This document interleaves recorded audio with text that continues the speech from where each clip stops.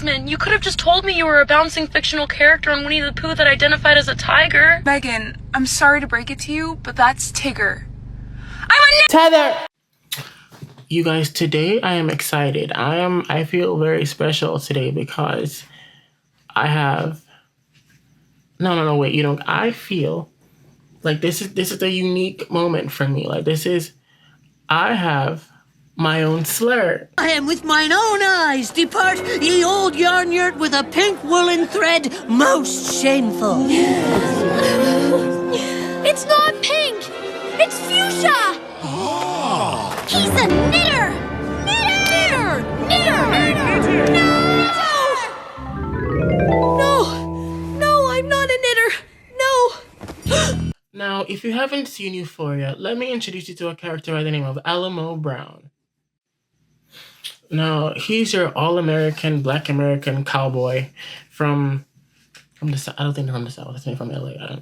The show is in California. But... You had something. Oh? You got that look in your eye.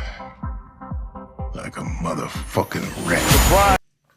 Like, naturally, he...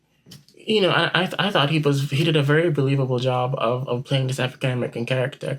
But when you saw the behind the scenes in the end... He is actually portrayed by... Hold on, let me get his name. So this character is played by Adewale Akinnuoye Agbaje. And he is... If you listen to the clip, he is of Nigerian descent, but he is British. So...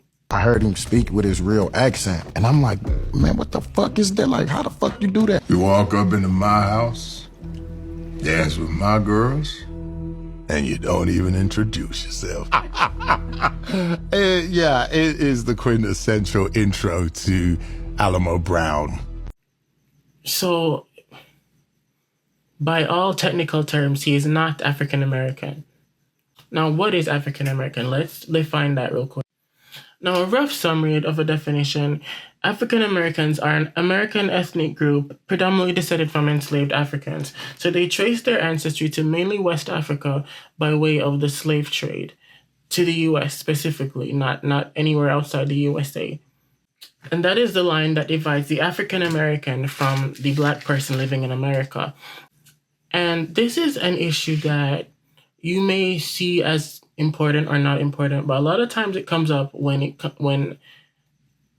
we're discussing who gets what roles in Hollywood.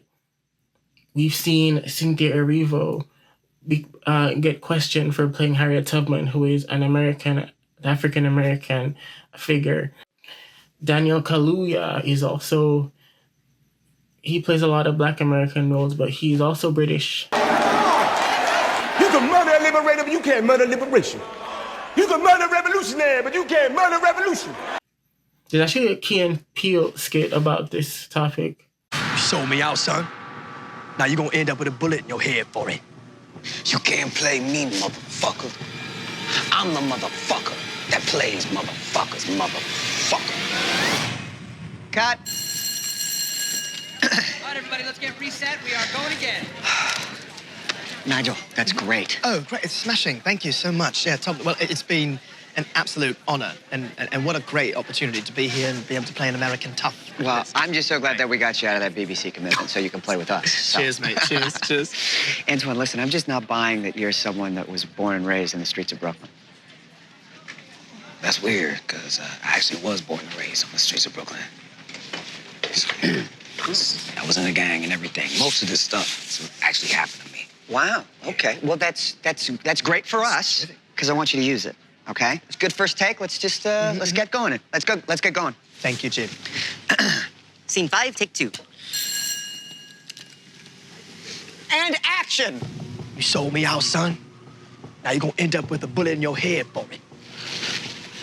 You can't play me, motherfucker. I'm the motherfucker that plays motherfuckers, motherfucker.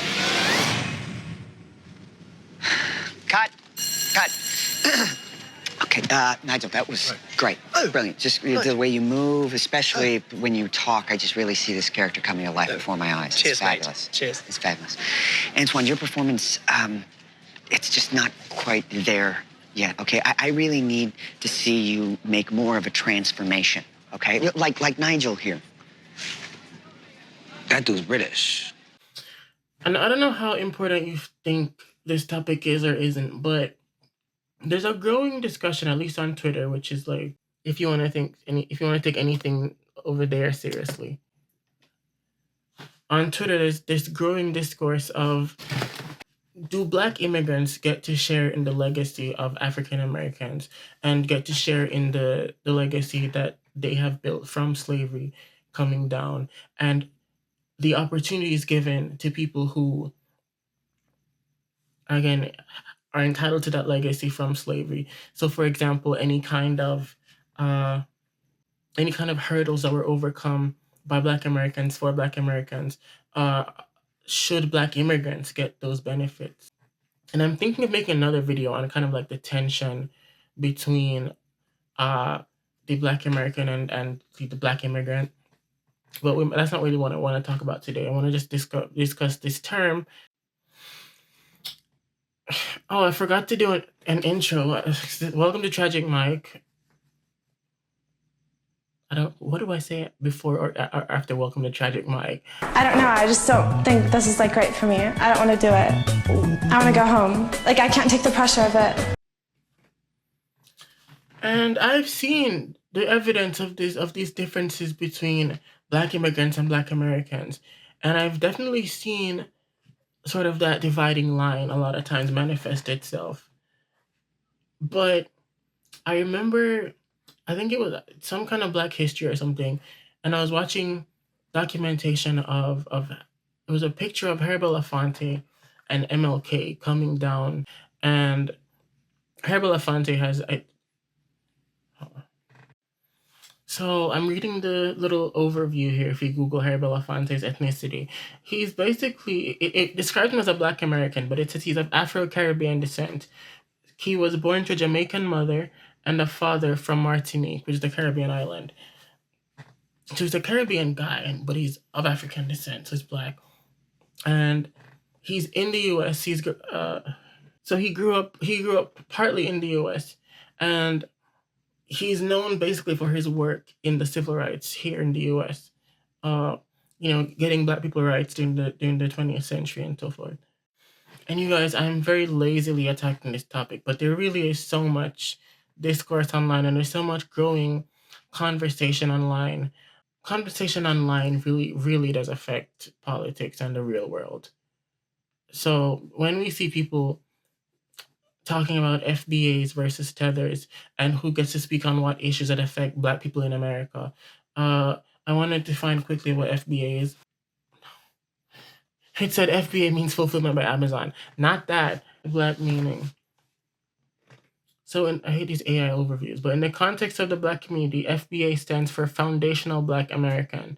So essentially Americans who trace their roots to slavery. And we can't talk about the FBAs without talking about Tariq Nasheed, who I was reluctant to bring up, but they're saying that he's married to but I found this Twitter conversation and I wanted to show it to you guys. Basically, they said, so he's kind of like a Dr. Umar type, if you know who that is. They speak on Black people and Black people issues. You better thank a union member for sick leave. You better thank a union member for paid leave. You better thank a union member for vacation time. Also, she went to an East Indian crowd who she was raised by and started saying, "Hello, I'd like to have you vote for me. They were like, "Oh no, you're mocking us. I am Hindu like you. I am an East Indian. I am Kamala Devi. I am an Indian. What are you talking about? I come from your culture." They're like, "Oh no, no, no. How dare you engage in that type of talk? You're mocking us." She wouldn't talk like that with an East Indian accent, and her family is from East India. She wouldn't do that, but she gets around us. You better thank a union member, sucker, because this time, you heard me? I walks it like I talks it. Ain't that right, Quavo? And he's a thought leader on, for the online Black community. He tends to lead more right-wing, more conservative, and I just came across this tweet there that said, if it weren't for for Haiti, then the leader of the FBA movement wouldn't have a wife or a family. And then somebody quote tweeted that with, "Oh, the FBA leader married a tether." Now, a tether, which I should have already defined, is, I mean, I'm saying it's a slur, but it could just be a term for somebody who, I mean, tether, what does tether mean? To kind of attach to something else. So what they're implying is that a black immigrant comes over and tethers him or herself to like the Black American movement and the Black American progress, and reaps benefits out of that essentially their ancestry did not contribute to. But the reason I brought up Harry Belafonte and MLK was I actually saw how closely they worked together during the civil rights, and just how closely linked the African American culture and media is, or just how many people, how many Black immigrants or children of Black immigrants have participated in African American media and culture. And I remember I came across that compilation of how many Black actors on essentially Black American productions actually have Caribbean roots. People like Kerry Washington, Delroy Lindo, I'm reading, Shirley Ralph. These people, Lenny Kravitz, these people have Caribbean roots.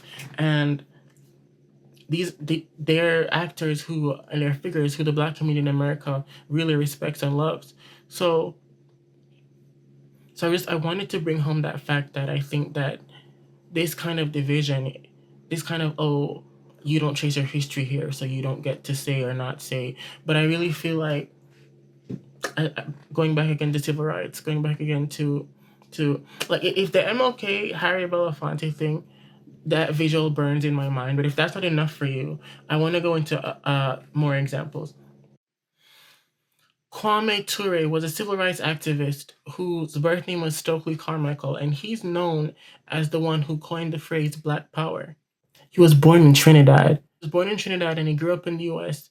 And then a Caribbean guy, a Guyanese man by the name of Walter Rodney, took the phrase and put it in a Caribbean context. But the phrase Black Power itself comes from a man who was born in the Caribbean and grew up in the U.S. No, this side should be one. Sit with that. I didn't know that was happening. And I understand the concern of the Black American to feel like they're not respected, and to feel like there's a difference, or there's an unfairness that they're being treated with when it comes on to how they get treated versus how a Black immigrant gets treated. But ultimately, it's the struggles are the movement is shared. It's a shared movement. And so I personally am inspired by all that historic documentation. You can go look it up. I'm explaining this so poorly, but a lot of people with Caribbean ancestry came to the U.S. during the Civil Rights era, and helped to fight for those rights, and helped alongside Black Americans. And we think of people like Marcus Garvey. Marcus Garvey organized the U.S.'s first, me reading like I know stuff, but he organized the U.S.'s first Black nationalist movement.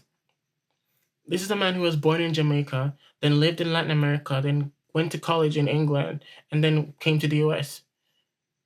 So again, I want to drive that point home, that it's the Afro-Caribbeans fight and the African-American plight. They have shared space. They have coexisted, and they have worked together. The leaders of the movement of both movements and both groups have a common cause. So I think this distinction between, I think that the hostility and the animosity growing between a Black American and a Black immigrant, to the point that one is dismissed as a tether, I find that to be maybe historically out of context, because again, these groups have worked together in the past for a common goal. Because there is some friction there. I don't know if you've seen that ad that went viral during Woke One, the 2020 era, where it was a KFC ad, and it was a chicken wing and in the shadow there was like the Black Power fist, and everybody was like, "Oh my gosh, KFC, this is such bad marketing. This is so bad. Like nobody Black was in the room." But the ad came from Trinidad. It was from KFC Trinidad, and the Black people fried chicken thing is an American thing. So Black people outside of the U.S. don't really have that like fried chicken stigma. Just that's one tangible good example of how a lot of this stuff is just made up. A lot of these, like you go outside a certain border and it just doesn't even exist. The people, but that was their attempt. That KFC branch, that was their attempt at chiming in on what everyone was talking about, the civil discourse, and they ended up committing kind of a faux pas because, of course, fried chicken is like a negative stereotype to the Black American. So for you to sort of, it's almost like you're mocking the movement when you use a chicken wing as a pro-Black fist. It's almost like reductive through an American lens. But they're Caribbean, and they're just thinking, oh, we're gonna, put our little part in. Upon further clarification, it seems like that ad was posted for Trinidad's Emancipation Day and was not related to the things going on in America with Black issues. So if you feel free to fact check that on your own. It's a little wicked and intrusive thought there. Okay, I don't think I have anything else to edit or add. Seriously, guys, check me in the comments, subscribe, so I can do better at this. Thank you. So there is a difference, the perspective on the world based on if someone is a Black person born in the U.S. or outside of the U.S. But does it have to be to the point where we're dividing ourselves into FBA versus Tether? And I remember coming across something years ago, that's something that I remember back in my time coming up on Twitter and a lot of Black Twitter, they were the ones from my analysis leading discussions on topics like cultural appropriation, racial inequality. It was always from a Black background, and then and then it seemed like everybody was now pushing forward their community and their movement and solidarity in their community, from Latinos to Asians to so forth and so on. I'm not going to say that those groups didn't already have their own civil rights movements going on. I'm not saying that. But the point I want to make here is that the Black American struggle and the Black American voice has always had an impact on how other people in other minorities see themselves and see progress and see how they fit into this world as we come out of a white supremacist history. And I even came across content that said it was from Asian creators, and they were saying it was Black Americans Black people taught them how to be hold on. They learned how to be pro-Asian from watching people who are pro-Black. And so my point with that is that we all have a common fight. It's not that I don't know where the nitpicking of, oh, you were born here, so you don't get to do that. Oh, you're an immigrant, so you don't get to share in that. I don't personally see how who wins when that approach is taken, but let me know your thoughts. How do you feel? I'm sorry if this video was all over the place. It's still a pretty new channel, so if you guys want to hear me, want me to go back and work harder to flesh the topics out, let me know if you'll tune in. But I guess it could be cool to explore the differences between a Black American and a Black American culture versus somebody who's Black but moved to the U.S. After being born. All right. I think I'm done. I don't. Thank you for tuning in. I'm actually surprised that I was able to get a hair. I'm filming this with a haircut. That might be bad luck. I don't know. But thank you for tuning in, and please subscribe. Please comment.